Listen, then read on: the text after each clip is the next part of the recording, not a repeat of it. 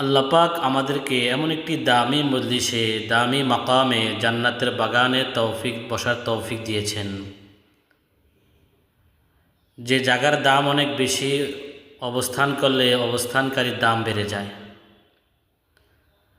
আবার এমন একটি জায়গাতে আম্বিয়াদের আলোচনা হবে, সলেহীন আল্লাহওয়ালাদের আলোচনা হবে, কবর ও জান্নাতের আলোচনা হবে, মৃত্যুর আলোচনা হবে।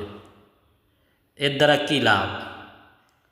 ফৌজুল কদির শরহুল জামিআস সগীরের মধ্যে একটি বর্ণনা পাওয়া যায় যে আম্বিয়াদের আলোচনা ইবাদতের অন্তর্ভুক্ত, সলেহীন আল্লাহওয়ালাদের আলোচনা গুনাহের কাফারা,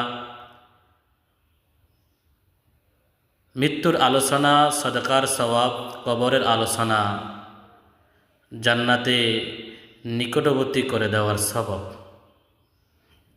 অপর বর্ণনায় পাওয়া যায় ইনদা যিকরি সলিহিনা তানজিলুর রহমা, সলেহীন আল্লাহওয়ালাদের আলোচনায় আল্লাহ পাকের রহমত নাজিল হয়।